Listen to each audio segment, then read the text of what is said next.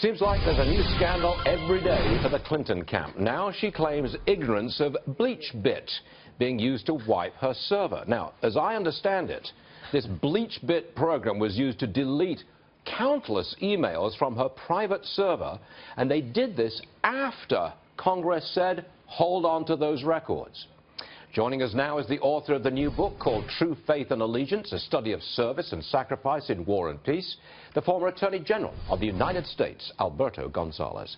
Sir, welcome to the program. It's good to be here. Now, have I got this right? Okay, let's hear it. It is alleged that BleachBit was used to wipe that server clean, and they did that after being told by Congress, hold on to the records. That, in legalistic terms to me, is the destruction of evidence. You're the former Attorney General of the United States, is that correct? Well, I think I would call it obstruction of justice, yes, when you destroy evidence after being told to preserve. Getting a preservation order typically comes from the judge, or oftentimes it also comes from a prosecutor or from Congress, and you get into trouble if you don't obey that order. That's a firm statement. It's what is it? What did you call it again? Obstruction of justice. Yes, yes. It is a crime to do that? Potentially it is a crime. So you find out who ordered this. Yes. And they're criminals. There are a lot of unanswered questions here. So I don't know what I don't know, and you don't know what you don't know. And so, you know, there's a lot of speculation, a lot of smoke here, and I think that that's been part of the problem for the Hillary Clinton campaign, is that these innuendos and potential stories, potential criminality, and so there's a lot here to be discovered. It's a problem for voters.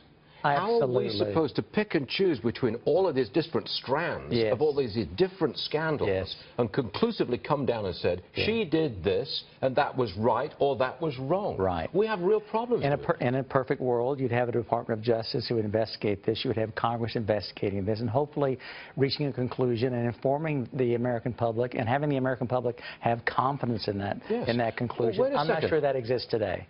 Really? Yes. But we do have the Congress. Yes. And we do have the machinery of government investigating, and you're saying it's not working? What I'm saying is that there are limitations in terms of what Congress can do at the end of the day, you know, in terms of whether or not they can prosecute a crime. Typically what Congress does, they do an investigation. If they believe a crime has been committed, they then make a referral to the Department of Justice. It is the Department of Justice then that decides whether to prosecute that wrongdoing or not. Not Congress, but your Department beef, of Justice. if you've got a beef, is with the Department of Justice?